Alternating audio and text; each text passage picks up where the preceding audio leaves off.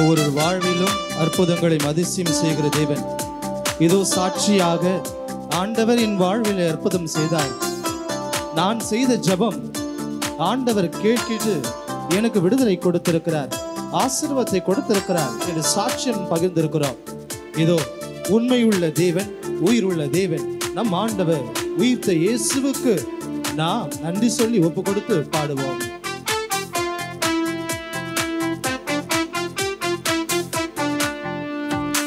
ஆத்துமாவே நன்றி சொல்லு ஒரு உள்ளத்தோடு, ஆத்துமாவே நன்றி சொல்லு முழு உள்ளத்தோடே. கர்த்தர் செய்த நன்மைகளை ஒரு நாளும் மறவாதே, கர்த்தர் செய்த நன்மைகளை ஒரு நாளும் மறவாதே. ஆத்துமாவே நன்றி சொல்லு முழு உள்ளத்தோடே, ஆத்துமாவே நன்றி சொல்லு முழு உள்ளத்தோடே. நாம் எதற்கு நன்றி சொல்ல வேண்டும்? அனுதினமும் நம்முடைய பாவங்களை மன்னிக்கிற தேவனாய் இதோ ஒரு நீதிமான் ஒரு நாளைக்கு 7 முறை பாவம் செய்கிறார். அப்போ பாவியாக என் அன்னை கருத்தாங்கினார் என்று திருப்பாடல்ல தாவீது சொல்வது போல, இதோ பாவியே ஆகிய நான் என்னை ஆண்டவர் மன்னித்து ஒவ்வொரு முறையும் அவரிடத்தில் அவருடைய இரக்கத்திற்காக மன்னிப்பிற்காக ஒப்பு கொடுத்து ஜெபிக்கும் பொழுது அவர் இரக்கப்படுகிற தேவனாய், பொறுமையுள்ள தேவனாய், என் பலவீனங்களை அறிந்தவராய், என்னை மன்னிக்கிறவராய் இருக்கிறார். இதோ அந்த மன்னிப்பை கொடுக்கிற தேவனுக்கு என் முழு உள்ளத்தோடு முழு ஆன்மாவோடும் நன்றி சொல்வேன். காரணம் அவர் என்னை நேசித்து கொண்டிருக்கிறார். எனவே குற்றங்களை மன்னித்தாரே.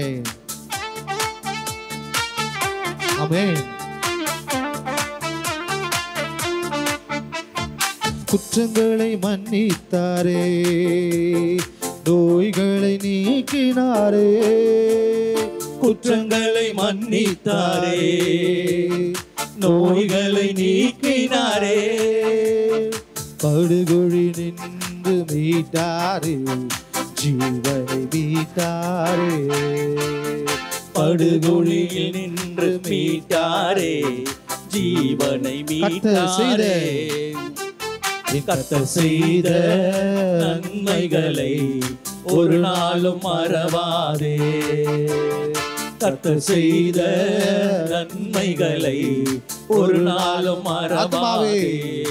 ஆத்துமாவே ஆத்துமாவே நன்றி சொல்லு முழு உள்ளத்தோடே, ஆத்துமாவே நன்றி சொல்லு முழு உள்ளத்தோடே.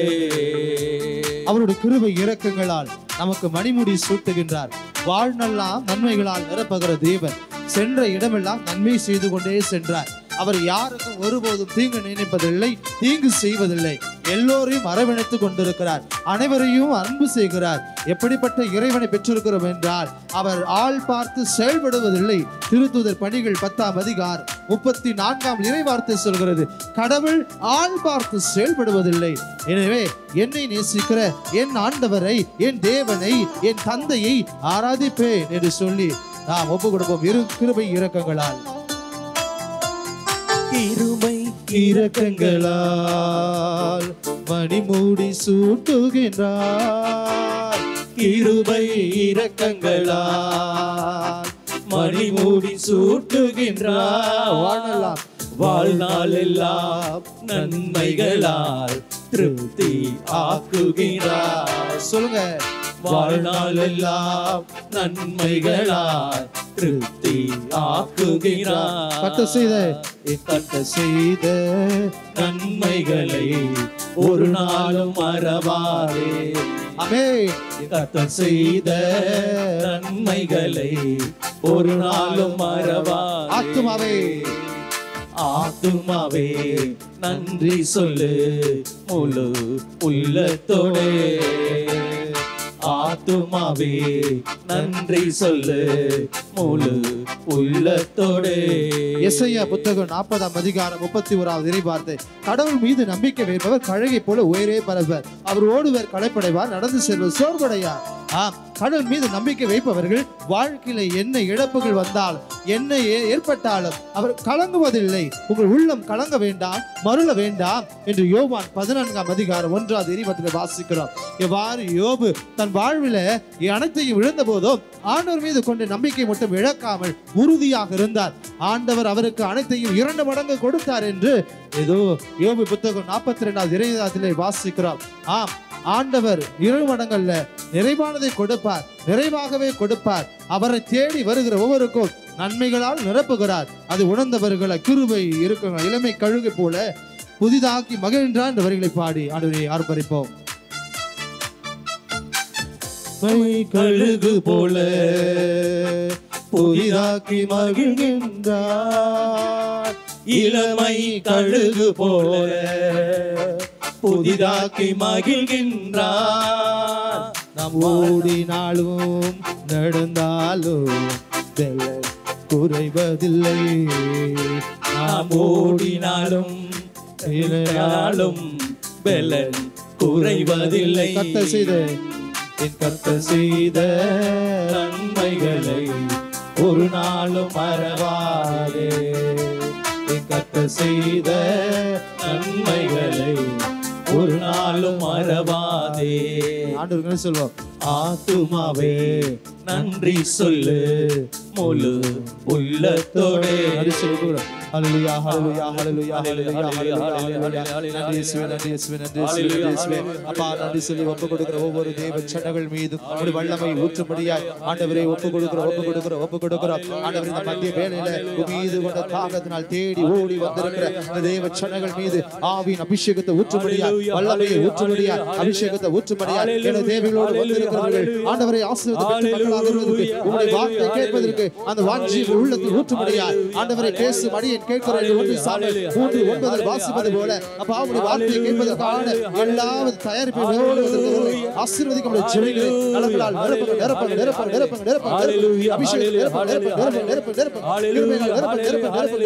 தடைகளை உடைக்க முடியாது. வார்த்தை கேட்பதற்கு எதிராக எழுந்திருக்க எல்லா சாத்தான கிரியைகள் எல்லாவற்றையும் பரிசுத்த நாமத்தில் நிர்மூலமாக்குகிறேன். இயேசுவின் நாமத்தினாலே சாத்தானுடைய தொந்தரவுகள் எல்லாவித தடைகள் நீங்குவதாக வல்லமையினால் நிரப்ப அபிஷேகத்தை நிரப்ப முடியாது. ஒப்பு கொடுக்கிறேன் இயேசுவின் நாமத்தில் ஒப்பு கொடுக்கிறேன். ஹல்லேலூயா. கர்த்தர் செய்த நன்மைகளை ஆமென் ஒரு நாளும் மறவாதே. என் கர்த்தர் செய்த ஆமென் நன்மைகளை ஒரு நாளும் மறவாதே. ஆத்துமாவே ஆமென் நன்றி சொல்லு முழு உள்ளத்தோடு. இயேசுவுக்கே புகழ், இயேசுவுக்கே நன்றி, மரியே வாழ்க. அனைவரும் அமர்வோம்.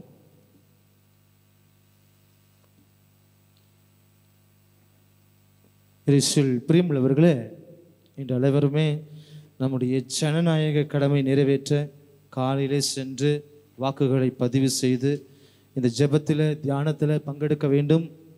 ஒரு நாளும் ஆண்டவரை ஆராதிப்பது குறையக்கூடாது என்று சொல்லி ஆர்வத்தோடு நீங்கள் அனைவரும் வந்திருக்கிறீர்கள். ஆண்டவர் ஏற்கனவே சொல்லியிருக்கிறார். இந்த 1 சாமுவேல் புத்தகத்தில் வாசிக்கும் போது 8ஆம் அதிகாரத்தில் இந்த நிகழ்வு வருகிறது.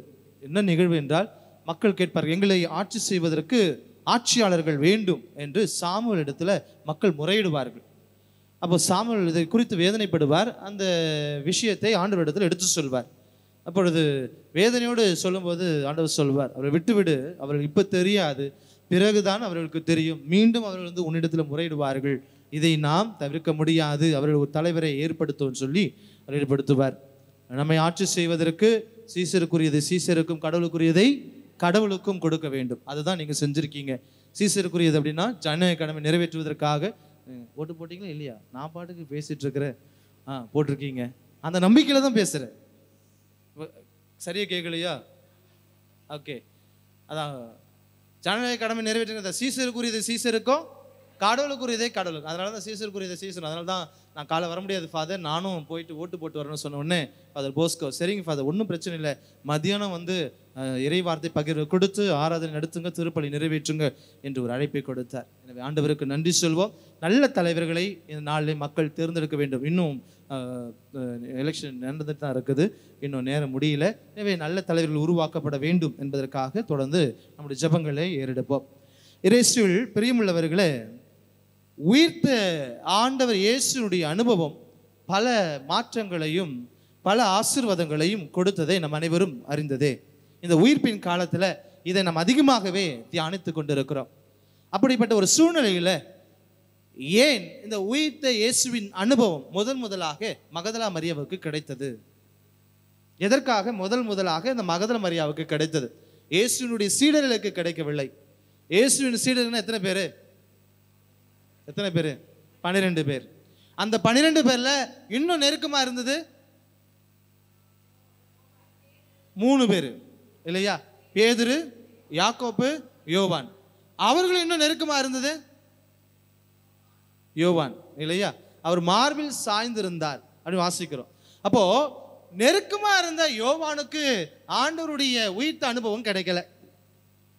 எப்பவுமே தோற்றம் மாறுவதாக இருந்தாலும் யாயிருடைய மகள் சுகம் பெறுவதற்கு அழைத்து செல்லும் போது 3 பேரை அழைத்து சென்றார். கெத்செமனி தோட்டத்தில் தன்னுடைய பாடுகளை சீடர்கள் அறிந்து கொள்ள வேண்டும் என்பதற்காக, அந்த அனுபவத்தை அந்த சீடர்களுக்கு கொடுக்க வேண்டும் என்பதற்காக கடவுள் அந்த 3 பேரை மீண்டும் அழைத்து செல்கிறார். அவர்களுக்கு இப்படி அனுபவத்தை கொடுத்த ஆண்டவர் உயிர்த்த அனுபவத்தை அவர்கள் பெற்றுக்கொள்ளவில்லை. ஏன்?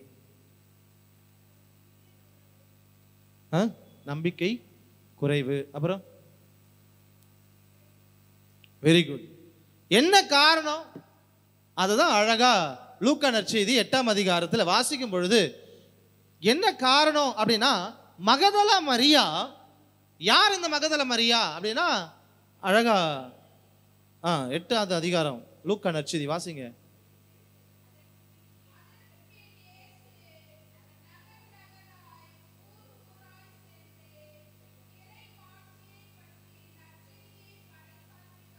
நற்செய்தியை பறைசாற்றி வந்தார்.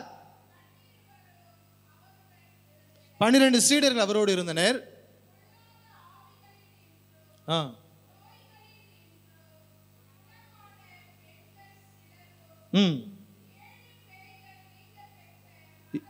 ஏழு பேய்கள் நீங்க பெற்ற மகதலா மரியாவும்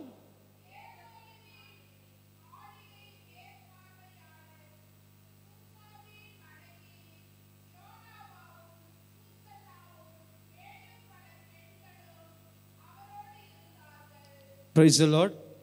Praise the Lord. இப்ப பாருங்க, சொல்லப்படுகிற வார்த்தை அவர்கள் ஏன் தேடினார்கள் அப்படின்னா, இந்த மகதலா மரியாவுக்கு கிடைத்த அனுபவம் அந்த சீடர்களுக்கு கிடைத்த அனுபவம் இரண்டுமே வித்தியாசம் உண்டு. அந்த அனுபவங்களை அவர்கள் உணர்ந்து கொண்டார்களா என்றால் அவர்கள் அதை உணர்ந்து கொள்ளவில்லை. இந்த அனுபவம் வாழும் பொழுதே, இயேசு கூட இருக்கும் பொழுதே ஒவ்வொரு நிகழ்வும் அந்த அனுபவத்தை பற்றி ஆண்டவர் கேட்கும் போது அவர்கள் சரியா புரிந்து கொள்ளவில்லை. தோற்றம் மாறும் பொழுது ஆண்டவர் அழைத்து செல்கிறார். அங்கு அழைத்து செல்லும் போது பேதுரு சொல்கிறார், உமக்கு ஒரு கூடாரம், எலியாவுக்கு ஒரு கூடாரம், மோசேக்கு ஒரு கூடாரம். இந்த கூடாரம் அமைக்கிறதுக்காக அவர் கூட்டு போனார் இல்ல, எவ்வாறு இவர் துன்புற வேண்டும், துன்புற்று எவ்வாறு மகிமை பெற வேண்டும் என்பது குறித்து அங்கு வெளிப்படுத்தப்படுகிறது. ஆனால் அதை சரியாக புரிந்து கொள்ளவில்லை.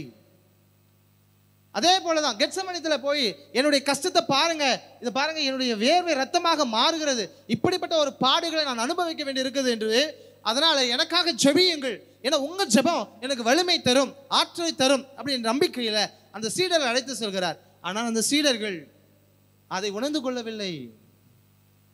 என்ன இப்படிப்பட்ட ஒரு சூழ்நிலை இருக்கிறாரே, இவருக்கு நம்ம ஏதாவது செய்யணும்னு என்ன இருந்துச்சா? இல்லை, அவர்களுக்கு கவலை அவருடைய கவலை. சில வேலைகளில் நம்மக்கிட்ட நம்ம யார்கிட்ட ஒரு கவலையை சொல்ல போனோம் அப்படின்னா அவங்க மண்டி ஆடி நிற்பாங்க. நம்ம சொல்கிறதெல்லாம் கேட்குறாங்க போல, பரவாயில்ல ஏதோ ஒரு ஆத்மா இருக்குது நம்ம கஷ்டத்தை பகிர்ந்து கொள்ளுதுன்னு அவங்க பண்ண மண்டி ஆடி நிற்பாங்க. அப்புறமா தான் தெரியும் காதில் ஒரு ஹெட்ஃபோன் வச்சுருப்பாங்க. இப்போ இருக்க ஹெட்ஃபோனு ஒயரை கூட இல்லாமல் இருக்குது, அதனால் வச்சுன்னு கேட்டு நிற்பாங்க. நம்ம நினச்சிக்கிறோம் நம்ம சொல்கிறதுக்கு தான் அவங்க என்ன பண்ணுறாங்க, ஆமாம் போடுறாங்க. அவன் பாட்டை கேட்டு நம்ம என்ன பண்ணியிருப்பான், ஆமாம் போட்டுருப்பான்.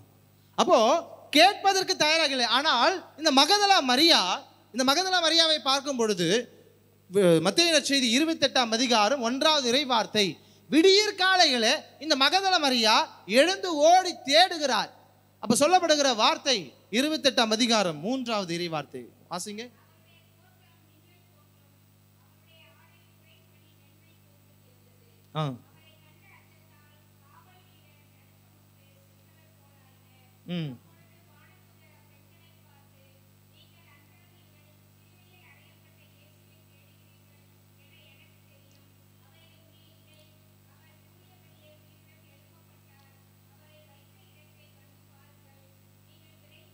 போதும் போதும்.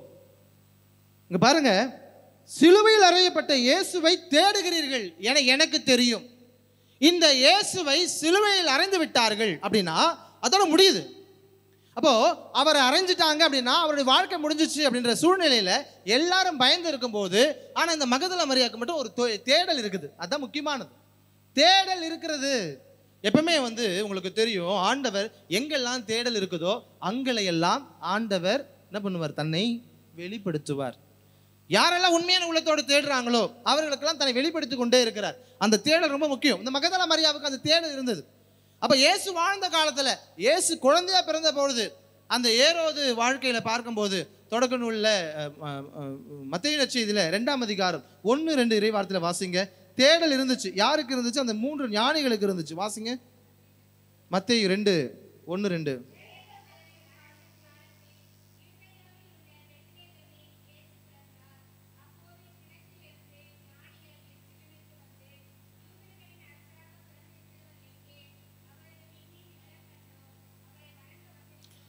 போதும். இங்க பாருங்க, இந்த 3 ஞானிகளுக்கும் தேடல் இருந்துச்சு. அவங்க பெரிய ஆளா இருந்தாலும் புதிய விண்மீன் தோண்டி இருக்குது அப்படின்னா ஒரு அரசர் பிறந்திருக்கிறார். அந்த அரசரை காண வேண்டும், அந்த அரசர் இடத்துல சென்று வணங்க வேண்டும், ஆசீர்வாதத்தை பெற்றுக்கொள்ள வேண்டும்.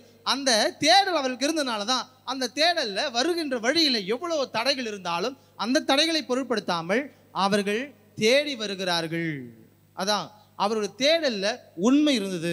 அதனால ஆண்டவர் சொல்வார், யாரெல்லாம் உண்மையான உள்ளத்தோடு, அதான் சொல்றேன் இல்லையா, முழு உள்ளத்தோடு முழு ஆற்றலும் முழு ஆன்மாவோடு கடவுளை அன்பு செய்வார். அப்போ யாரெல்லாம் அந்த அன்பு உள்ளத்தோடு முழு ஆற்றலோடு ஆண்டவரை தேட வேண்டும் வாஞ்சையோடு, ஆண்டவரை காண வேண்டும் வாஞ்சையோடு தேடுகிறார்களோ அவர்களை எல்லோருக்குமே ஆண்டவர் தன்னை வெளிப்படுத்துகிறார். ரொம்ப முக்கியமானது. அப்போ இந்த உயிர்ப்பின் காலத்தில் இருக்கிற நாமக்கும் இந்த அனுபவம் கிடைக்குமானா மகதல மரியாவுக்கு கிடைத்தது போல நாமும் அந்த உண்மையான உள்ளத்தோடு தேடும் பொழுது அந்த அனுபவத்தை பெற்றுக்கொள்ளலாம். இப்போ சக்கையுடைய வாழ்க்கையில பாருங்க, லூக்கா நற்செய்தி 19ஆம் அதிகாரத்தில் வாசிக்கும் பொழுது, சக்கையை குட்டையா இருந்த சக்கையும் தேடுறார். அவர் தேடணும்னு ஆர்வம் இருந்துச்சு. 4ஆம் அதிகாரம் 5ஆம் வசனம் படிங்க. 19ஆம் அதிகாரம் 4-5 வசனம்.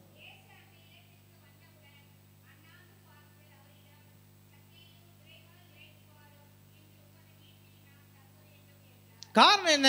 ஏன் இயேசு அவரை பார்க்கணும்னு நினைக்கிறாரு? மற்றவங்க அத்தனை பேர் கூட்டமா வந்திருந்தாலும் இவருக்கு தான் அந்த எண்ணம் இருந்துச்சு. என்ன இருந்தது? உண்மையான உள்ளத்தோடு. மற்றவங்க எல்லாம் வேடிக்கை பார்க்கணும், எப்படி பார்க்கலாம் இருக்கலாம். ரோட் ஷோ நடத்தும் போது பார்க்க வராங்க இல்லையா, அது உண்மையாகவே ரோட் ஷோ பார்க்க வரவங்க எல்லாமே அந்த வாஞ்சிட்டு வராங்க, சும்மா பார்த்துட்டு போகலாம், யார் எப்படி இருப்பாருன்னு சொல்றாங்களே, இப்போ நம்ம தலைவர் ஆச்சு, தலைவரை பார்க்கலாம் அப்படின்னு சொல்லிட்டு பல பேர் அப்படி தலைவரை பார்க்க தான் வருவாங்க. அப்போ ஆண்டவருக்கு தெரியும் அத்தனை பேர் கூட்ட நெரிசல்ல எத்தனை பேர் தேடி வந்தாலும் ஒருவரை பார்த்து அவருக்கு முழவே ஆர்வம் இருக்குது என்பதை ஆண்டவர் தெரிந்து கொண்டனால தான் தன்னை அவர் பார்க்கணுன்ற ஆர்வம் இருக்கிறனால, வா உன் வீட்டுக்கு நான் வரேன், உன் வீட்டில் நான் உன்னோடு சேர்ந்து உணவருந்துகிறேன் அப்படின்னு சொல்றாரு. அப்போ தேடல் உண்மையான உள்ளத்தோடு இருக்கும்போது இந்த மகதல மரியாவுக்கு இருந்துச்சு. அத்தனை பேர் யோவான் நற்செய்தி 20ஆம் அதிகாரம் 19ஆவது இறைவார்த்தையில் வாசிக்கும் பொழுது சீடர்கள் அனைவரும் பயந்து கொண்டு என்ன நடக்குமோ, அவர் போதகருக்கே இப்படி நடந்துச்சு அப்படின்னா நமக்கு என்ன நடக்குமோ அப்படின்னு சொல்லிட்டு வீட்டை கதவை பூட்டிக்கிட்டு, நைட்டில் திருடர்களுக்கு பயந்துக்கிட்டு தனியாக இருக்கும்போது முன்னாடி ஒரு பூட்டு பின்னாடி ஒரு பூட்டு எல்லா பக்கமும் பூட்டு நம்ம பூட்டி தான் பத்திரமா இருக்க வேண்டிய சூழ்நிலை இருக்கிறோம். யார் எப்போ உயிரோடு இருக்கிறவங்க அந்த சைடு நடமாடி இருக்கிற போதே கொள்ளடிச்சிட்டு போகிற சூழ்நிலை வாழ்ந்துட்டு இருக்கிற அப்படின்னா பாருங்க, பயத்தில் என்ன நடக்குமோ ஏது நடக்குமோ நம்ம சீடர்கள் முன்னாடி பூட்டு பின்னாடி பூட்டி எல்லா பக்கம் பூட்டி பத்திரமா தங்களை பாதுகாத்து கொண்டு இருக்க சூழ்நிலை ஒரு பெண்மணி தன்னந்தனியா ஏன் ஆண்டவரை தேடி போனோம்? ஏன்னா அவருக்கு அந்த தாக்கம் இருந்துச்சு. என்ன தாக்கம்? என் வாழ்க்கை மாறுபட்டிருக்குது அப்படின்னா, என் வாழ்க்கை ஆசீர்வதிக்கப்பட்டிருக்குது அப்படின்னா அது யாரால? அப்படிதாங்க. யோசிச்சு பாருங்க, எவ்வளோ பெரிய ஒரு சவால். இன்னைக்கெல்லாம் ஒரு பெண்ணை கல்யாணம் பண்ணி கொடுக்கறதுக்குள்ள பெரிய சவால். பழைய ஏற்பாட்டில் வாசிக்கும் போது சாராவுடைய வாழ்க்கையை நம்ம வாசிக்கிறோம். தோபித்து புத்தகத்தில், அந்த தோபித்து புத்தகத்தில் வாசிக்கிற சாரா கல்யாணம் ஆகும். ஆனால் கணவனோட கூடி வாழ்றதுக்கு முன்னாடி கணவன் என்ன பண்ணுவார்? இறந்து போயிடுவார். எத்தனை கணவர் அந்த மாதிரி ஆயிடுறாங்க? 7 பேர். அப்போது அந்த பெண்மணியை பற்றி என்னெல்லாம் சொல்லியிருப்பாங்க? ஐயோ, இந்த பொம்பளைக்கு பேய் பிடிச்சிருக்குது, மோசமானவ, என்னமோ இருக்குது, பேய் இருக்குது, ராசி இல்லாதவ, அப்படிப்பட்டவ, இப்படிப்பட்டவ, எவ்வளவோ வார்த்தைகளை எல்லாம் அந்த நாளில் அந்த சாரா காதுபட கேட்டிருப்பார். முடங்கி கிடந்தார். ஆனால் அவருடைய வாழ்வு அன்னைக்கு ரஃபேல் தூதர் சொன்னதுனால தோபியா அந்த மீனுடைய உறுப்புகளை கொண்டு வந்து அங்கே சுகத்தை கொடுத்த பிறகு அவருடைய வாழ்வு ஆசீர்வதிக்கப்படும் பொழுதுதான் அவர் ஆண்டவருக்கு நன்றி சொல்லுகிறார். அவர் கணவரும் ஆண்டவருக்கு நன்றி சொல்லுகிறார். அதுதான் தோபியா புத்தகம் 8ஆம் அதிகாரம் 4ஆம் வசனத்தில் வாசிக்கிறோம். அன்பே எழுந்திரு, ஆண்டவர் எப்படி அற்புதங்களை செஞ்சிருக்கிறார், எப்படி நன்மைகளை நிரப்பியிருக்கிறார். அதை நம்ம மறக்க முடியுமா? மறக்க முடியாது. வாழ்வின் இறுதி வரை, முதுமை எய்தும் வரை நாம் இப்படியே கணவன் மனைவியாக சேர்ந்து ஆண்டவருக்கு நன்றி சொல்லுவோம். கணவன் மனைவியாக நம் இருவரும் இணைந்து ஆராதிப்போம். கணவன் மனைவியாக இறைவனை துதிப்போம். அந்த எண்ணம் அன்று தோபியாவுக்கும் சாராவுக்கும் வந்தது. காரணம், அவரால் தொடப்பட்டவங்க, கடவுளால் தொடப்பட்டவங்க, ஆசீர்வதிக்கப்பட்டவங்க. எப்படி இருந்த வாழ்க்கை மாறிச்சே. அப்போது அதே போல தான் மகதல மரியா வாழ்க்கையும். எத்தனை பேய் அவங்களிருந்து போயிருந்துச்சு? எத்தனை பேய்? 7 பேய். இப்போ சாராவுடைய வாழ்க்கையில் போல இவங்களுக்கும் துன்பம் இருந்திருக்குமா? துன்பம் இருந்திருக்குமா? இருந்திருக்காதா? இருந்திருக்கும். பேசியிருப்பாங்கம்மா, அவமானப்படுத்தியிருப்பாங்களா, கேவலமாக சொல்லியிருப்பாங்களா? அப்போது என் வாழ்க்கையை முடிஞ்சு போச்சு அப்படின்னு நினச்சிட்டு இருந்த அந்த மகதலா மரியாவுக்கு நம்ம ஆண்டவர் ஒரு பெரிய அற்புதத்தை செய்கிறார். ஒரு வாழ்வை கொடுக்கிறார், ஆசீர்வாதத்தை கொடுக்கிறார். அதனால என் வாழ்க்கையே மாறிடுச்சு. அப்போ நான் இனிமே வாழ்ந்தா அது யாருக்காக? யாருக்காக? ஆண்டவருக்காக. நம்ம சொல்லுவோம் இல்லையா, பல வேலையை நான் எப்பயோ என் வாழ்க்கை போயிருக்கணும், எப்பயோ முடிஞ்சிருக்கணும். சின்ன வயசுல எனக்கு பெரிய ஒரு விபத்து, அந்த விபத்துல என் வாழ்க்கை முடிஞ்சிருக்கணும். ஒரு பாழ் கிணத்துல அதில் தண்ணி இல்லை, ஒன்றும் இல்லை. அது ஒரு 20 அடி 25 அடி இருக்கும். சின்ன பையன், ஒரு 4 வயசு. யாரோ ஒருத்தர் தள்ளி விட்டாங்க, விழுந்தாச்சு. ஆனால் விழுந்தேன்னா கிணத்துல ஒரு அடி கிடையாது, ஒன்றும் கிடையாது. கிணத்துல 2 கல் இருக்குது. நான் கரெக்டாக அந்த கல் மேலே நிற்கிறேன். எப்படி தெரியல. அப்போது நான் நினச்சி பார்க்கும்போது எப்படி இதெல்லாம் நடந்தது? அப்போது கடவுளுக்காக என் வாழ்க்கையை கொடுக்கணும். ஏன்னா என் வாழ்க்கை எப்பயும் முடிஞ்சிருக்கணும். 4 வயசுல 5 வயசுலேயே நான் இறந்து போயிருக்கணும். ஆனால் ஒன்றும் நடக்கலை. ஒன்றும் நடக்கலை. அப்படின்னா இனி வாழ்ந்தால் என் வாழ்க்கை அவருக்கு தான். Praise the Lord, praise the Lord. இதே தாங்க அந்த மகதல மரியாவுக்கு இருந்துச்சு. யாரும் என்னை கிட்ட சேர்க்கல, யாரும் என்னை மதிக்கல. ஆனால் எனக்கு கடவுள் ஒரு வாழ்க்கை கொடுத்துருக்கிறாரு. அதனால என் வாழ்க்கை யாருக்கு நான் கொடுப்பேன்? என் கடவுளுக்கு கொடுப்பேன். என்ன நேர்ந்தாலும் பரவாயில்ல. எதுனா கத்தி வெட்ட போறியா விட்டு, எதோ செய்ய போறியா செய், ஈட்டியில் குத்த போறியா குத்து, எதுனால பண்ணு. அதனால தான் யோவான் நற்செய்தி 19ஆம் அதிகாரத்தில் வாசிக்கிறோம், 25ஆவது வசனம் வாசிக்கிறோம். எங்கே இருந்தாங்களா மகதல மரியா? எடுத்து வாசிங்க, யோவான் நற்செய்தி 19ஆம் அதிகாரம்.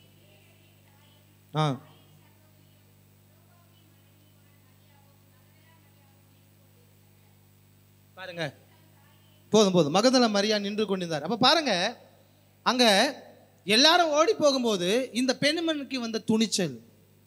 ஏன் இந்த துணிச்சல்? என் வாழ்க்கை மாறினதுக்கு காரணம் அவரு. அதனால அவருக்காக என் வாழ்க்கையை நான் கொடுப்பேன். இதுதாங்க ஏன் ஆண்டவர் மகதல மரியாதை காட்சி கொடுக்கிறாருன்னு இப்ப தெரியுதா? மற்ற சீடர்களை பாருங்களேன், நம்மள இப்போ யாரு மகதல மரியாதைக்கு சொல்றாங்க இறந்த இயேசு உயிர்த்தெழுந்து விட்டான்னு சொன்னது யாரு? வானதூதர் சொன்னாங்க. இந்த அம்மா பார்த்தாங்களா? ஆனால் இப்போ தொடர்ந்து நற்செய்தி 28 மத்தேயு நற்செய்தி 28ஆம் அதிகாரம். இப்போ தொடர்ந்து வாசிங்க, 5லிருந்து வாசிங்க. 28.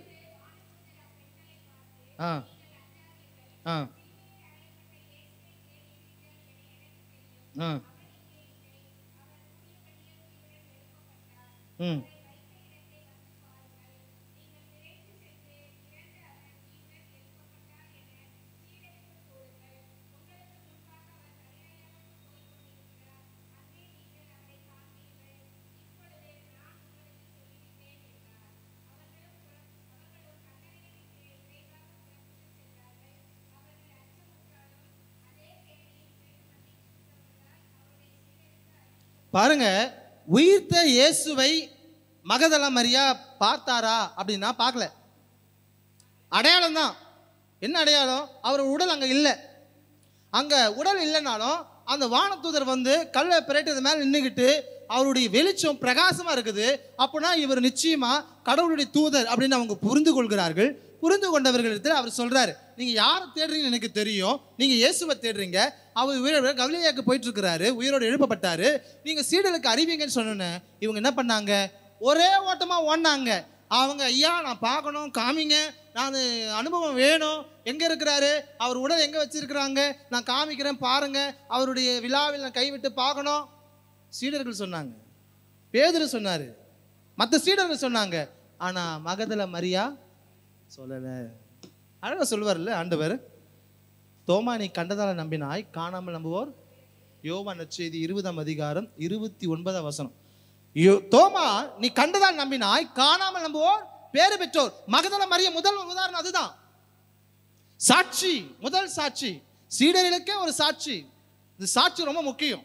அழகா நீங்க பேசும்போது ரொம்ப சந்தோஷமா இருந்துச்சு. சின்ன சின்ன காரியத்தை கூட வந்து சொல்லணும். சில பேர்லாம் நான் அங்கே போய் சொல்லணுமா சொன்னார். கேமராமேனுக்கு வந்து சுற்றி எடுப்பாங்க, ஆனால் அவருக்கு வந்து மைக்கு முன்னாடி நிற்கிறதுக்கு எவ்வளோ பதற்றம் இருக்குது அப்படின்னு.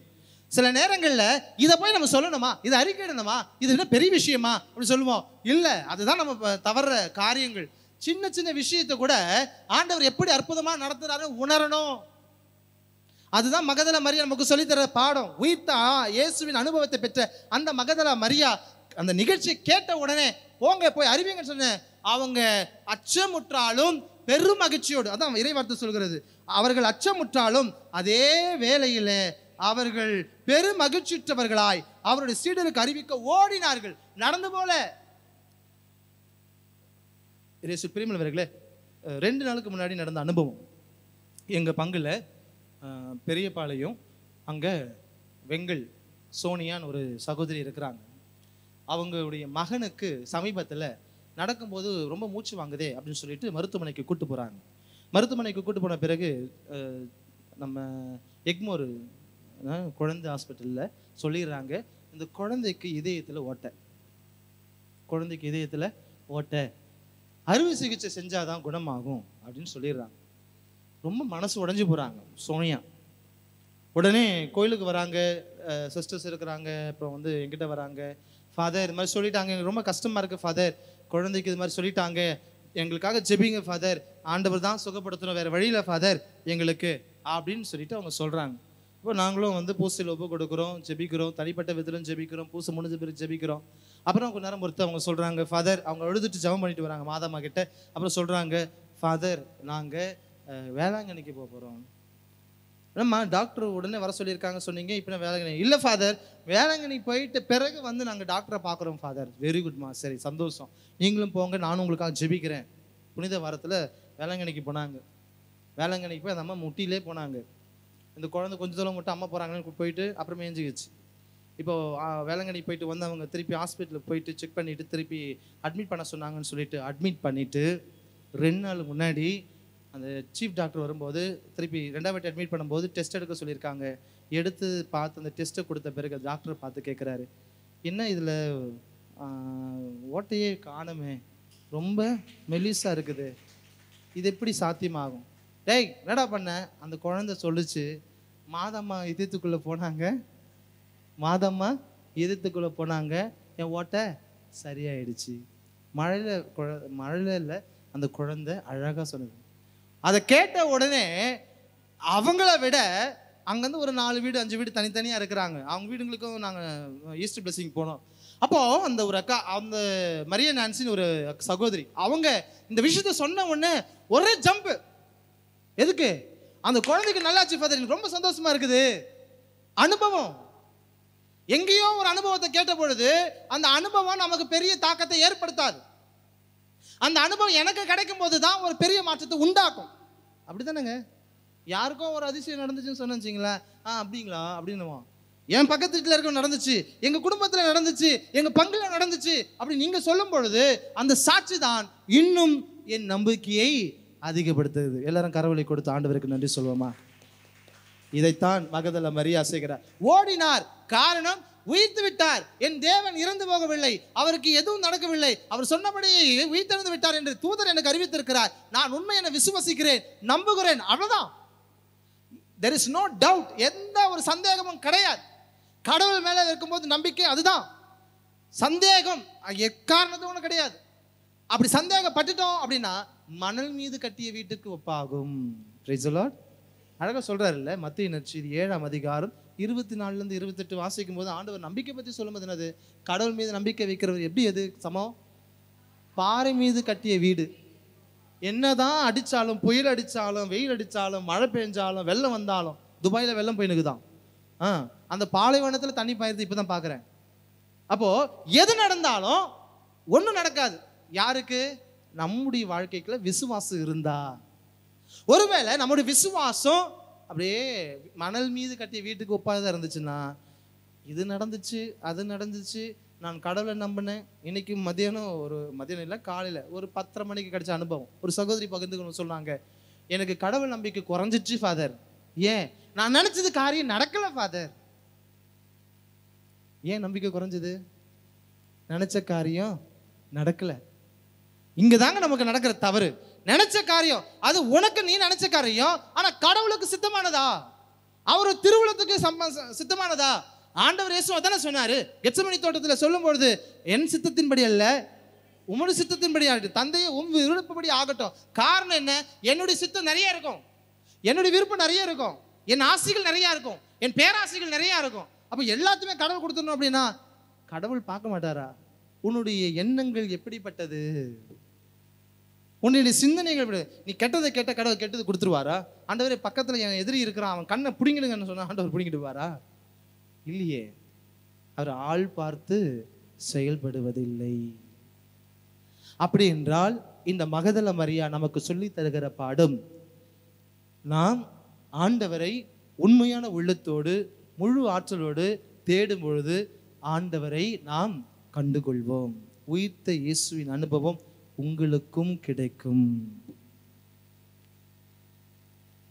இரண்டாவதாக பார்க்கும் பொழுது உயிர்த்த இயேசுவின் அனுபவம் அது கிடைத்தது போல, அடுத்தது இந்த உயிர்த்த இயேசுவின் அனுபவம் நமக்கு நிறைய பாடங்களை சொல்லித் தருகிறது. என்ன பாடங்களை சொல்லித் தருகிறது? யோவான் நற்செய்தி 21ஆம் அதிகாரம், யோவான் நற்செய்தி 21ஆம் அதிகாரம் 3-5 வாசிங்க.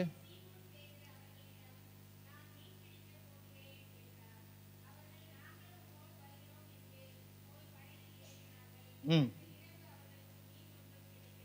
ம்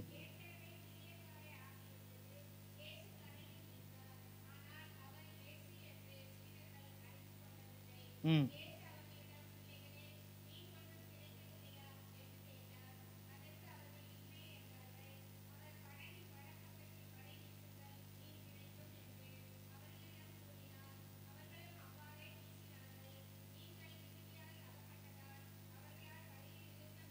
போதும், வலையை இழுக்க முடியவில்லை.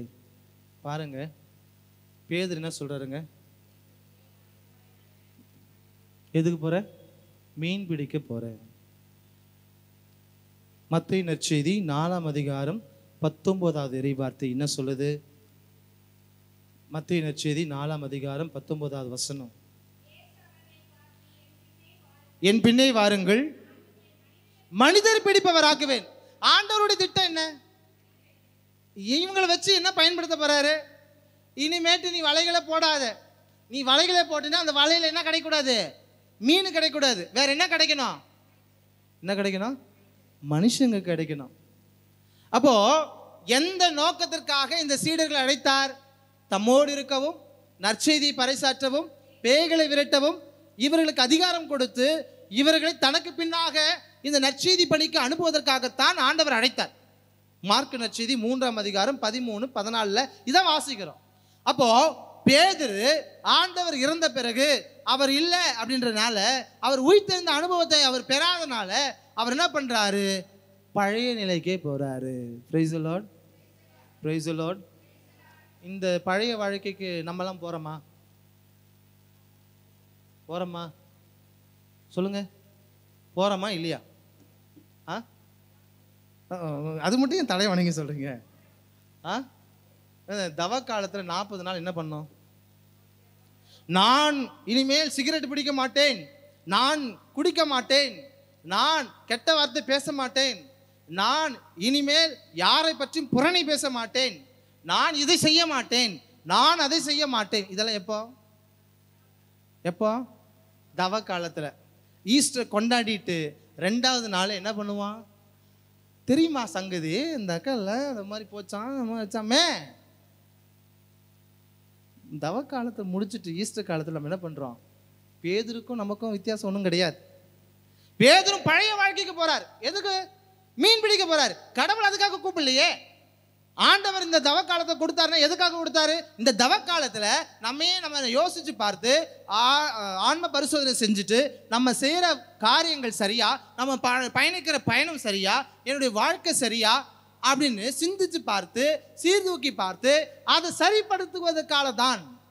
சரிப்படுத்திய பிறகு புது வாழ்வு பெற்ற மக்களாய் வாழ வேண்டும்.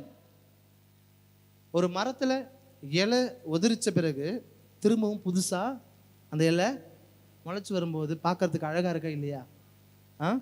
அழகா இருக்குது. மரம்லாம் அந்த இலைகளை கொட்டிட்டு திரும்ப மலைகள் அந்த மரங்களில் இலைகள் வருவதும், அப்புறம் பூ வருவதும், காய்கள் வருவதும், கனிகளாகுவதும், திரும்ப அந்த சுழற்சி.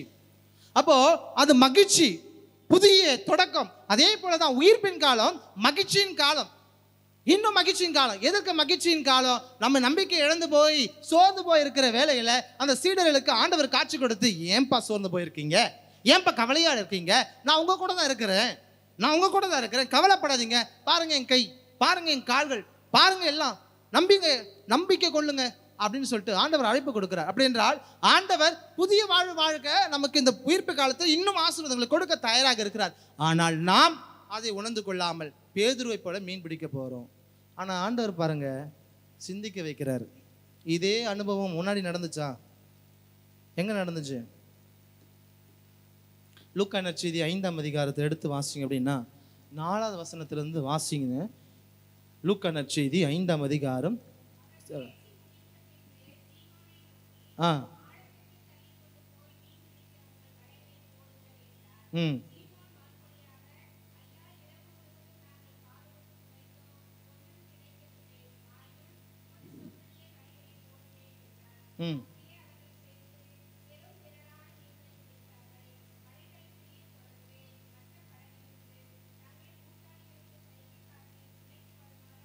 போதும் பாருங்க, உயிர்த்த இயேசுவின் அனுபவம் பழையதெல்லாம் நினைவுபடுத்துது பாருங்க. அந்த பழசை நினைவுபடுத்துறது எதுக்காக? ஆண்டவர் நம்ம கூட இருக்கிறார். இன்னைக்கு பிள்ளைகளை ஒரு மீனும் கிடைக்கலையா? கிடைக்கல. உங்க வலைகளை வலது பக்கம் வீசுங்க. வலைகளை வீசினார்கள். இப்பொழுது என்ன கிடைச்சது? நைட்டு அவங்களுக்கு கிடைக்காத மீன் கிடைச்சது. இப்போ பேதுரு சொல்றாரு, பா வலையை போடுப்பா. ஐயோ நைட்டு ஃபுல்லா நான் ட்ரை பண்ணேன், ஒரு மீனும் கிடைக்கல. ஆனாலும் போதகர் நீங்க சொல்றீங்கன்னு சொல்லி நான் வலைகளை வீசுறேன். இப்போ வலைகளை வீசினாரு, மீன் கிடைச்சதா? அதிகமாக கிடைச்சதா குறைவா கிடைச்சதா? அதிகமாக கிடைச்சது. இங்கேயும் அதிகமாக கிடைச்சது. அங்க மீன் பிடிக்க போகும்போது திரும்பவும் அதிகமாக கிடைக்குது. அந்த அதிகமாக கிடைச்ச உடனே பேதுருக்கு நினைவு வருது, அங்க நிக்கிறது வேற யாரும் இல்லை, என் தேவன் தான். ஏன்னா இதே அனுபவம் எனக்கு கிடைச்சது. Praise the Lord, praise the Lord. இது தாங்க முக்கியம், அனுபவம். ஒவ்வொரு நிகழ்வும் நம்ம வாழ்க்கையில நம்ம யோசிச்சு பார்க்கும்போது கடந்த காலத்துல பாவத்தை நினைச்சு பார்க்கறது இல்லை. என் கடந்த கால வாழ்க்கையில எனக்கு ஆண்டவர் எப்போது அற்புதமா செஞ்சார், ஆசீர்வாதத்தை கொடுத்தார். அப்போ இன்னைக்கு நான் சோர்ந்து போயிருக்கேன் அப்படின்னா நான் சோர்ந்து போய் அப்படியே இருக்கக்கூடாது. நிச்சயமா நடத்துவார். என் கடந்த கால வாழ்க்கையில நான் இழந்ததெல்லாம் நான் பெறுவதற்கு எனக்கு ஆண்டவர் அன்னைக்கு உதவி செஞ்சார். அன்னைக்கு உதவி செஞ்ச அதே கடவுள் இன்னைக்கும் உதவி செய்வார். ஏன் நமக்கு நம்பிக்கை வரமாட்டேங்குது? அன்னைக்கு சாட்சி வந்து சொன்ன நம்ம அதே வேலையில இன்னும் ஒரு 3 வருஷம் பொறுத்தோ 2 வருஷம் பொறுத்தோ நமக்கு ஒரு இழப்பு வருது, நமக்கு ஒரு பிரச்சனை வரும்போது நம்ம ஏன் சோர்ந்து போறோம்? அந்த அனுபவம் அவருக்கு பெரிய ஒரு நம்பிக்கை கொடுத்து புது வாழ்வை கொடுத்து பேதுருவுக்கு மீண்டும் அங்க நிற்பவர் ஆண்டவர் தான் என்று ஓடி போய் குதிச்சு முதல்ல ஓடுறாரு. ஏன்? அந்த உயிர்ப்பின் அனுபவத்தை நம்ம மட்டும் வச்சுக்க முடியாது. அழகா வாசிக்கிறோம். திருத்துதர் பணிகள் 4ஆம் அதிகாரம் 20வது இறை வார்த்தை. நாங்கள் கண்டதையும் கேட்டதையும் அறிவிக்காமல் எங்களால் இருக்க முடியாது. அதுதாங்க சாட்சிய வாழ்வு. என் சாட்சிய வாழ்வு என்பது என்ன? என் கடவுள் எனக்கு செய்த அற்புதங்களையும் என் கடவுள் என் வாழ்வில் செய்த ஆசீர்வாதங்களையும் கொடுத்த ஆசீர்வாதங்களையும் நான் எப்பொழுதுமே சொல்லிக்கொண்டே இருக்க வேண்டும். அவர் நிச்சயமா செய்வார். அனுதினமும் அப்படிதான் வாழ்க்கை ஓடுது. அப்போ என் வாழ்க்கையில எனக்கு கிடைச்ச அனுபவத்தை நான் பிறரோடு பகிர்ந்து கொள்வதுதான் இந்த உயிர்ப்பின் காலத்தில் எனக்கு கொடுக்கப்படுகிற செய்தி. இந்த உயிர்ப்பின் காலத்தில் எப்படி மகதல மரியா அனுபவத்தை பகிர்ந்து கொண்டார், எப்படி சீடர்கள் எம்மாவு சீடர்கள் அனுபவத்தை மற்றவர்கள் பகிர்ந்து கொண்டார்கள், மற்ற சீடர்கள் அந்த அனுபவத்தை பகிர்ந்து கொண்டார்கள், தோமா அந்த அனுபவத்தை பகிர்ந்து கொண்டார். அதே போலதான் இந்த உயிர்ப்பின் காலத்தில் எனக்கு கிடைத்த அனுபவத்தை நான் என்னோடு வைத்துக் கொள்ளக்கூடாது. நான் அந்த அனுபவத்தை மற்றவர்களோடு பகிர வேண்டும், இன்னும் அதிகமாக எடுத்து சொல்ல வேண்டும். எனக்கு கிடைத்த அனுபவம் மற்றவங்களுக்கும் கிடைக்கணும். Praise the Lord. அதுதாங்க உண்மையானது உயிர்ப்பின் அனுபவம். கிறிஸ்துவில் பிரியமுள்ளவர்களே, ஏன் இந்த சீடர்கள் எல்லாம் பயந்து இருந்தாங்க அப்படின்னு ஒரு கேள்வி வரும்போது, கிறிஸ்துவில் பிரியமுள்ளவர்களே, சீடர்கள் இயேசு இருந்தபோதே பயந்து தான் இருந்தாங்க. பயந்து இருந்தாங்களா இல்லையா? இருந்தாங்களா இல்லையா? இயேசுவை பார்த்து என்னன்னு சொன்னாங்க? இயேசு வருகிறார் அப்படின்னு சொன்னாங்களா? இயேசு பார்த்து என்ன சொன்னாங்க? பேய் வருது. பயந்தாங்களா? பயந்தாங்க. எடுத்து வாசிங்க மத்தேயு நற்செய்தி 8ஆம் அதிகாரம் 25, 26. மத்தேயு நற்செய்தி 8ஆம் அதிகாரம்.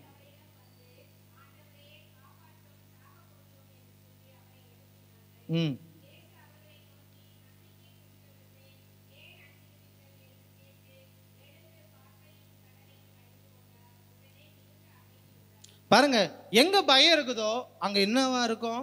நம்பிக்கை குறைவு. எங்க பயம் இருக்கும் அங்க என்ன இருக்கும்? என்ன இருக்கும்? அங்க நம்பிக்கை குறைவு ஏற்படும். எங்கெல்லாம் பயம் இருக்குதோ அந்த பயம் இருக்குது. அதனால தான் திருப்பாடல் 23 வாசிக்கிறோம், சாவின் இருள் சூழ் பள்ளத்தாக்கில் நான் நடக்க நேர்ந்தாலும் நீர் என்னோடு இருப்பதால் நான் எத்தீங்கிற்கும் அஞ்சிடேன். பயப்பட மாட்டேன். யார் நான் பயப்பட மாட்டேன்னு சொல்ல முடியும்? கடவுள் அனுபவம் இருக்கிறவங்க, கடவுள் மேல் நம்பிக்கை வைக்கிறவங்க பயப்பட மாட்டோம். அப்போ கடவுள் நம்பிக்கை இல்லை அப்படின்னா ஆட்டோமேட்டிக்காக நமக்கு என்ன வந்துடும்? ஒரு குழந்தை அவங்க அம்மா மார்பில் சாஞ்சிருக்கும் போது நீங்கள் அந்த குழந்தைய போய் பயமுறுத்தீங்கன்னா அந்த குழந்தை பயப்படுமா? நீ சிரிச்சுன்னுக்கும். சிரிக்குமா சிரிக்காதா? அதுவே அந்த குழந்தை தனியாக அப்படியே இப்போ தான் நடக்குதுன்னு நினச்சிங்க, நீங்கள் பக்கத்தில் போய் நின்னீங்கன்னா அது என்ன பண்ணா? பயந்தடிச்சிட்டு ஓடும். நீங்கள் போய் பயமுறுத்த வேணாம், நடந்து போனாவே சரியும். ஏதோ ஆபத்து நம்மளை நோக்கி வருது அப்படின்னு சொல்லிட்டு அந்த குழந்தை என்ன பண்ணோம்? ஓடி போகும். எப்போ அந்த குழந்தைக்கு பயம் இல்லை? அவங்க அம்மா மார்பில் அந்த குழந்தை சாஞ்சிருக்கும் பொழுது எதை குறித்தும் பயப்படாது. அதுதாங்க நாம எப்பெல்லாம் ஆண்டவருடைய மார்பில் சாய்ந்து இருக்கிறோமோ, எப்பொழுதெல்லாம் ஆண்டவருடைய அனுபவத்தை பெற்றிருக்கோமோ பயப்பட மாட்டோம். கடவுள் பார்த்து கொள்வார். அந்த தொடக்க நூலில் வாசிக்கும் பொழுது எப்படி ஆபிரகாம் சொல்றாரு, கடவுள் பார்த்து கொள்வார். அப்போ அதே போல நாமும் எந்த வாழ்க்கையில் எது நடந்தாலும் சரி, கடவுள் மேல பாரத்தை போட்டுட்டு, அடிக்கடி இந்த வார்த்தையை மற்றவங்க சொல்றதை கேட்டிருக்கலாம், நம்மளும் சொல்லியிருக்கலாம், கடவுள் மேல பாரத்தை போட்டுட்டு நான் செய்ய போறேன் அப்படின்னா என்ன அர்த்தம்? கடவுள் மேல் உங்களுக்கு, ஆண்டவர் மீது உங்களுக்கு கவலை விட்டு விடுங்கள், ஏனெனில் அவர் உங்கள் மீது கவலை கொண்டுள்ளார். 1 பேதுரு 5ஆம் அதிகாரம் 7ஆம் வசனம். உங்க கவலை, உங்க கஷ்டம், உங்க நம்பிக்கை இல்லாத இந்த தருணங்கள் எல்லாம் அவர்கிட்ட ஒப்படைச்சிருங்க, அவர் பார்த்து கொள்வார். அப்போ இந்த சீடர்கள் இயேசு வாழ்ந்த போதே பயப்படுறாங்க. அது மட்டும் இல்லை, நம்பிக்கையற்றவர்களாக வாழ்கிறார்கள். அதனால ஆண்டவர் பல இடங்களில் கேட்கிறார். மார்க்கு நற்செய்தி 9ஆம் அதிகாரம் 16ஆவது வார்த்தை வாசிங்கன்னா, நம்பிக்கையற்ற தலைமுறையினரே, எத்தனை காலம் உங்களோடு இருக்க போகிறேன்? எவ்வளவு காலம் நான் உங்களோடு இருக்க போகிறேன்? இருக்க முடியுமா? எல்லா நேரமும் உங்களோடு இருக்க முடியுமா? ஏன் இப்படி நம்பிக்கை இல்லாமல் இருக்கிறீங்க? அதே தான் லூக்கா நற்செய்தி 17ஆம் அதிகாரம் 5ஆம் வசனம் வாசிங்க அப்படின்னா அங்கே சொல்வார், அந்த சீடர்கள் கேட்பாங்க, ஆண்டவரே எங்கள் நம்பிக்கையை ஆழப்படுத்துங்க, மிகுதியாக்குங்க. ரொம்ப முக்கியமானது. அப்போ இந்த உயிர்த்த அனுபவம் நமக்கு சொல்லித்தர பாடம் 3வதாக, பயப்படாதீங்க, அஞ்சாதீர்கள். கடவுள் உங்கள் நடுவில் இருக்கிறார், ஆண்டவர் உங்களோடு இருக்கிறார். இந்த உயிர்த்த அனுபவம் பெற்ற நாம் இனி ஒருபொழுதும் கவலைப்படக்கூடாது, பயப்படக்கூடாது. ஏன்னா ஆண்டவர் உயிர்த்த தேவன், அவர் இறந்தோரின் கடவுள் இல்லை, வாழ்வோரின் கடவுள். அதுதான் தொடக்கத்திலே சொல்லிட்டாங்க. அவர் ஆபிரகாம், ஈசாக்கு, யாக்கோபின் கடவுள். அவர் இறந்தோரின் கடவுள் இல்லை, வாழ்வோரின் கடவுள். பழைய ஏற்பாட்டிலே சொல்லியிருக்கிறார், அவர் இறந்தோரின் கடவுள், வாழ்வோரின் கடவுள். அப்போ வாழ்வோரின் கடவுள் அப்படின்னா நேற்றும் இன்றும் என்றும் மாறாத தேவன் என்னோடு இருக்கிறார். அந்த நம்பிக்கையை தான் இந்த உயிர்ப்பின் காலம் நமக்கு கொடுக்கிறது. இந்த உயிர்ப்பின் காலத்தில் நம்ம நம்பிக்கையோடு பயணிக்கும் ஆண்டவர் இருக்கிறார், அவர் வழிநடத்துவார், அவர் கூட இருப்பார். இந்த வார்த்தைகள் நமக்கு நம்பிக்கை கொடுக்கும், அந்த வார்த்தைகள் நம்மை வழிநடத்தும். இதுதான். அப்போ எப்போ நம்ம அந்த அனுபவத்தை பெறமோ அப்போதான் அந்த அனுபவத்தை பறைசாற்ற முடியும். ஒருவேளை நமக்கு அந்த அனுபவம் கிடைக்கல அப்படின்னா அந்த அனுபவத்தை பறைசாற்ற முடியும்னா கேள்விக்குறிதான். இதுதான் தோமாவுடைய வாழ்க்கையில் நடக்குது. மற்றவங்களாம் சொல்றாங்க நாங்கள் ஆண்டவரை கண்டோம். அப்போ தோமா என்ன சொல்றாரு? நீங்க கண்டீங்க அப்படின்னா, நீங்க விசுவாசிச்சீங்க அப்படின்னா எனக்கு அந்த அனுபவம் கிடைக்கணும். அப்போ நானும் ஆண்டவருடைய கைகளில் கால்கள் அந்த விழாவில் ஏற்பட்ட காயங்களை பார்க்கணும் அப்படின்னு சொன்னது எதுக்காக அப்படின்னா, இன்னும் அவர் விசுவாசம் ஆழப்படுவார்.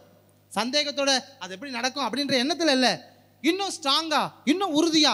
இவங்கெல்லாம் போயிட்டு நற்செய்தியை பறைசாற்ற உலகெல்லாம் சென்று நற்செய்தியை பறைசாற்ற ஆண்டவர் சொன்னதை இவங்க தைரியமா போய் சொல்லுவாங்க. எனக்கு அந்த அனுபவம் கிடைக்கலன்னா நான் எப்படி போய் சொல்ல முடியும்? அதனால தான் ஆண்டவர் வந்து சொன்ன உடனே சரணடைகிறார். அவர் போய் செக் பண்ணல, இறைவார்த்தை சொல்லலை. இறைவார்த்தை அவர் போய் கையிலும் காலும் விழாவிலும் அவர் விரலை விட்டு பார்த்தார் என்று இறைவார்த்தை சொல்ல. நமக்கு பிக்சர்ஸ் கொடுத்துருப்பாங்க அங்கே இங்கே. அந்த பிக்சர்ஸ் பார்க்கும்போது அது மேலே நமக்கு இருக்கலாம், தோணலாம். ஆனால் உடனே அவர் சொல்கிற இறைவார்த்தை யோவான் 20:28, நீரே என் ஆண்டவர், நீரே என் தேவன் அப்படின்னா கம்ப்ளீட் சரண்டர், உண்மையான முழுமையான அர்ப்பணிப்பு. அதை தான் அன்னைக்கு தோமா செஞ்சது. இயேசுவில் பிரியமுள்ளவர்களே, உயிர்த்த இயேசுவின் அனுபவம், உயிர்த்த இயேசுவின் அனுபவம் நாமும் பெற வேண்டும் என்றால் தொடர் தேடல் இருக்க வேண்டும். இந்த மகதல மரியாவிடம் இருந்த அந்த தொடர் தேடுதல், அவருக்கு என்ன ஆயிற்று, எங்க வச்சாங்க, எதிரத்துல வச்சிருக்கிறாங்க, அந்த இடத்துல போனோம், உடனே தொடர்ந்து தேடிட்டே இருந்தாங்க. அந்த தொடர் தேடல் தான் ஆண்டவர் அவரை முதலாக காண வைத்தது. அந்த தொடர் தேடல் இருக்கிறதா? அடுத்தது, எனக்கு கொடுக்கப்பட்டிருக்கிற இந்த உயிர்ப்பின் காலம், என்னுடைய பழைய வாழ்க்கையில ஆண்டவர் எவ்வளோ ஆசீர்வாதம் கொடுத்தாரோ அந்த ஆசீர்வாதத்தை இன்னுமாக கொடுத்து கொண்டிருக்கிறார். அவர் அன்றும் செய்தார், இன்றும் செய்வார், என்றும் செய்வார் என்று நம் நம்பிக்கையில் தோய்வில்லாமல் தொடர்ந்து பயணிக்க அழைப்பு கொடுப்பது தான் இந்த உயிர்ப்பின் காலம். மூன்றாவது, எதை குறித்தும் கவலைப்பட வேண்டாம், பயப்பட வேண்டாம், நம்பிக்கையோடு பயணிப்போம். அதுதான் இந்த உயிர்ப்பின் காலம் நமக்கு கொடுக்கிற மூன்றாவது செய்தி. தோமாயார் எவ்வாறு அந்த அனுபவத்தை பெற்று பல மைல் கடந்து அந்த எல்லா இடுக்கண் சூழ்நிலையிலும் உறுதியாக வந்து இந்த விசுவாசத்தை நமக்கு விட்டு சென்றிருக்கிறாரோ, அந்த விசுவாசத்தை ஏற்ற மக்களாக நாமும் கடவுளுக்கு சாட்சியம் பகர தொடர்ந்து பயணிக்க இந்த அழைப்பு கொடுக்கப்படுகிறது. எனவே இந்த அழைப்பை உணர்ந்தவர்களாய் இறைவன் ஆசீர்வாதம் வேண்டி ஒப்பு கொடுத்து இந்த வேளையில் ஒரு பாடலோடு இந்த ஆராதனையை நிறைவு செய்வோம். இயேசு ராஜா வந்திருக்கிறார், எல்லோரும் கொண்டாடுவோம், கைதட்டி நாம் பாடுவோம்.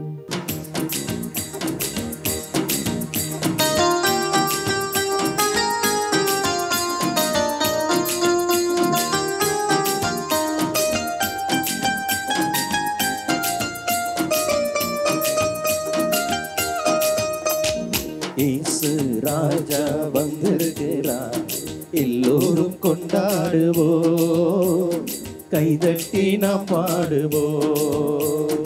இயேசு ராஜா வந்திருக்கிறார், எல்லோரும் கொண்டாடுவோம், கைதட்டி நாம் பாடுவோம். கொண்டாடுவோம், கொண்டாடுவோம், கவலைகள் மறந்து நாம் பாடுவோம். அம்மே, கொண்டாடுவோம், கொண்டாடுவோம், கவலைகள் மறந்து நாம் பாடுவோம். இயேசு ராஜா வந்திருக்கிறார், எல்லோரும் கொண்டாடுவோம், கைதட்டி நாம் பாடுவோம். கூப்பிடுங்க பதில் கொடுப்பார், குறைகள் எல்லாம் நிறைவாக்குவார். கூப்பிடுங்க பதில் கொடுப்பார், குறைகள் எல்லாம் நிறைவாக்குவார். உண்மையாக தேடுவோரின் உள்ளத்தில் வந்திடுவார், உண்மையாக தேடுவோரின் உள்ளத்தில் வந்திடுவார். கொண்டாடுவோம், கொண்டாடுவோம், கவலைகள் மறந்து நாம் பாடுவோம். ஆமென். கொண்டாடுவோம், கொண்டாடுவோம், கவலைகள் மறந்து நாம் பாடுவோம். இயேசு ராஜா வந்திருக்கிறார், எல்லோரும் கொண்டாடுவோம், கைதட்டி நாம் பாடுவோம். மனதுருக்கம் உடையவரே, மன்னிப்பதில் வல்லவர், மனதுருக்கம் உடையவரே மன்னிப்பதில் வல்லவர், உன் நினைவாய் இருக்கின்றார் ஓடிவா என் மகனே, உன் நினைவாய் இருக்கின்றார் ஓடிவா என் மகளே. கொண்டாடுவோம் கொண்டாடுவோம் கவலைகள் மறந்து நாம் பாடுவோம். அம்மே கொண்டாடுவோம் கொண்டாடுவோம் கவலைகள் மறந்து நாம் பாடுவோம். இயேசு ராஜா வந்திருக்கிறார், எல்லோரும் கொண்டாடுவோம், கைதட்டி நாம் பாடுவோம். இயேசு ராஜா வந்திருக்கிறார், எல்லோரும் கொண்டாடுவோம், கைதட்டி நாம் பாடுவோம். கண்ணீரெல்லாம் துடைத்திடுவார், கரம் பிடித்து நடத்திடுவார். கண்ணீரெல்லாம் துடைத்திடுவார், கரம் பிடித்து நடத்திடுவார். எண்ணமெல்லாம் ஏக்கமெல்லாம் இன்றே நிறைவேற்றுவார். எண்ணமெல்லாம் ஏக்கமெல்லாம் இன்றே நிறைவேற்றுவார். கொண்டாடுவோம் கொண்டாடுவோம் கவலைகள் மறந்து நாம் பாடுவோம். கொண்டாடுவோம் கொண்டாடுவோம் கவலைகள் மறந்து நாம் பாடுவோம். இயேசு ராஜா வந்திருக்கிறார், எல்லோரும் கொண்டாடுவோம், கைதட்டி நாம் பாடுவோம். இயேசு ராஜா வந்திருக்கிறார், எல்லோரும் கொண்டாடுவோம், கைதட்டி நாம் பாடுவோம். கண்களை மூடுவோம், ஆண்டவருக்கு நன்றி கூறுவோம், ஒப்பு கொடுப்போம். தாயும் தந்தையுமான இறைவா, இதோ இந்த நாளில் ஆண்டவரை எங்களையும் ஆண்டவரை இந்த ஜெப வழிபாட்டில் பங்கெடுக்கிற ஒவ்வொருவரையும் ஒப்பு கொடுத்து ஜெபிக்கிறோம். உண்மையாக தேடுவோரின் உள்ளத்தில் வந்துடுவார் என்ற வார்த்தைகளை நாங்கள் பாடி மகிழ்ந்திருக்கிறோம். உண்மையான உள்ளத்தோடு யாரெல்லாம் தேடி வந்தார்களோ அவர்களுக்கெல்லாம் வெளிவிடுத்தி ஆசீர்வாதங்களை கொடுத்து நலங்களாலும் வரங்களாலும் நிரப்பி புதிய வாழ்வை பெற்றுக்கொள்ள செய்த தெய்வமே, இதோ உண்மை நாடி தேடி ஓடி வந்திருக்கிற ஒவ்வொருவரையும் இந்த வேளையில் உற்று நோக்கும்படியாக ஒப்பு கொடுக்கிறேன். கண்ணீர் எல்லாம் துடைத்திடுவார், கரம் பிடித்து நடத்திடுவார். எவ்வளோ வேதனைகள் உள்ளத்தில் தாங்கி வந்திருக்கிறார்கள். குடும்பத்தில் அனுதினமும் வாழ்க்கையில போராடுவதான நீர் அறிவீர் ஆண்டவரே. பிள்ளைகள் புரிந்து கொள்ளவில்லை, ஏற்றுக்கொள்ளவில்லை, ஆண்டவருடைய வார்த்தையின்படி வாழவில்லை, மனம் போன போக்கில் வாழ்ந்து கொண்டிருக்கிறார்கள், தவறான பாதையில் சென்று கொண்டிருக்கிறார்கள் என்ற வேதனையோடு செபிக்கிறவர்கள் ஏராளம். உடல் உபாதையினாலும் உடல் நோயினாலும் அப்பா உள்ளம் கலங்கியவராய் வேதனையோட்டு அப்பா உம்முடைய இரக்கத்திற்காக வாசலுக்காக ஆண்டவர் சுகப்படுத்துகிற தேவ நீரே, நான் எங்கு செல்வேன் ஆண்டவரே, நீரே எனக்கு சுகத்தை கொடுக்க வல்லவராய் இருக்கிறப்பா. தன்னிடம் உள்ளதை எல்லாம் செலவழித்து மருத்துவரிடம் செலவழித்து ஒன்றும் சுகமாகாத சூழ்நிலையில அந்த 12 ஆண்டுகளாக இரத்தப்போக்கில் அந்த பெண்மணி அப்பாவுடைய இரக்கத்திற்காக உம்முடைய மன்னிப்பிற்காக ஆசீர்வாதத்திற்காக ஒப்பு கொடுத்து ஆடையை தொட்டாலே வேலுடைய தொட்டாலே சுகபெறுவேன் என்று உள்ளுக்குள்ளாக சொல்லி கண்ட விசுவாசத்தின் பொருட்டப்பா, அதோ அந்த மக்கள் மத்தியில யாருடைய தொட்டது என்று சொல்லி அந்த விசுவாசத்தை பறைசாட்ட சொல்லி விடுதலை கொடுத்த தெய்வமே, இதோ இந்த வேளையில சொல்லனா துயரத்தோடும் வேதனையோடும் துன்பத்தோடும் துயரத்தோடும் அழுகையோடும் கவலையோடும் செபித்துக் கொண்டிருக்கிறவற்றை நோக்கும்படியா உன் உள்ளத்தில் இருப்பதை நான் ஊடுருவி பார்க்கிறேன் சொன்னவரே. மத்தேயு 6ஆம் அதிகாரம் 8வது இறை வார்த்தையில உன் தேவைகளை நீ கேட்கும் முன்னர் விண்ணக தந்தை தேவையில் அறிந்திருக்கிறார் என்று வாசிக்கிறார். எங்களை படைத்த கடவுள் நீர் எங்களை நாங்கள் அறிந்திருக்கிறீர். ஆண்டவரே, நாங்கள் முழுமையாக விசுவசிக்கிறோம், நம்புகிறோம். ஆண்டவரே, இந்த வேளையில அப்பா உள்ளம் கசிந்து அழுது புலம்பி அன்று அண்ணா தன்னுடைய வேண்டுதல்களை விண்ணப்பங்களை உள்ள மனக்கசப்போடு பகிர்ந்து கொண்டார் என்று சாமுவேல் புத்தகத்தில் வாசிக்கிறார். அதே போல சொல்லனா துயரத்தோடு மனக்கசப்போடு ஆண்டவரே இடத்துல நோக்கி செபித்து கொண்டிருக்கிற ஒவ்வொருவரையும் தொடும்படியாய் வேண்டுகிறோம். ஆண்டவரே, இந்த வேளையில் தொடும் ஆண்டவரே, உம்முடைய உயிர்ப்பின் அனுபவத்தை பெற்றுக்கொள்ள வந்திருக்கிறார்கள், தேடி வந்திருக்கிறார்கள்.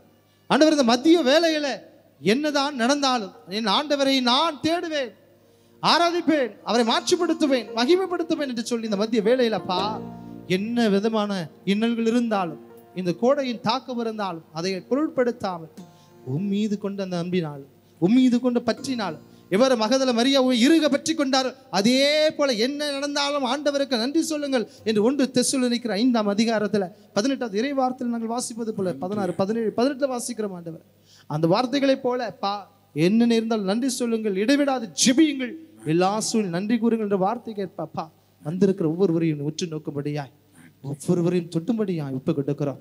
நலங்களாலும் வரங்களால் நிரப்புங்க, ஆசீர்வாதத்தால மூடி மறைத்துக் கொள்ளுங்க. குடும்பங்களுக்காய் ஒப்பு கொடுக்கிற ஜெபங்களுக்கு செவி சாய்த்து குடும்பங்களை ஆசீர்வதிங்கப்பா. செய்கிற தொழிலை ஆசீர்வதிக்க முடியாது ஜெபிக்கிறோம். ஆண்டவரே, இதோ மகனுக்காக, மகளுக்காக, வேலை வாய்ப்புக்காக, படிப்பிற்காக எத்தனை தேவைகளோடு வந்திருக்கிறார்கள், தேவையை சந்திக்கும்படியாய், குழந்தை செல்வதற்காக, திருமண பாக்கியத்திற்காக, அத்தனை தேவைகளுக்கு, தொழில் வளர்ச்சிக்காக, முன்னேற்றத்திற்கு ஒப்பு கொடுக்கிற ஜெபங்கள். எத்தனையோ பேர் நாங்கள் ஜெபத்திற்கு சொன்னபோது எனக்காக ஜெபித்துக் கொள்ளுங்கள், வர முடியவில்லை என்று சொல்லி ஏக்கத்தோடு ஆண்டவரே பரிந்து பேச சொல்லி இருக்கிறார்களே, அவர்களையும் பார்த்து ஒப்பு கொடுக்கிறோம். அனுதினமும் இந்த இடத்துல ஜெபித்துக் கொண்டிருக்கிறவர்களுக்காய், பரிந்துரை செய்து கொண்டிருக்கிறவர்களாய், வழிநடத்து இருக்கிற தந்திரிக்காய் ஒப்பு கொடுக்கிறோம். ஆண்டவரே, ஒவ்வொருவரும் உம்முடைய உயிர்ப்பின் அனுபவத்தை பெற்ற மக்களாய், சாட்சிகளாய் மாற ஒவ்வொருவரையும் தொடுவீராக, நலங்களாலும் வரங்களாலும் நிரப்புவீராக. இயேசு உயிர்த்த இயேசுவின் நாமத்திலும் ஒப்பு கொடுத்து ஜெபிக்கிறேன் நல்ல பிதாவே, ஆமென்.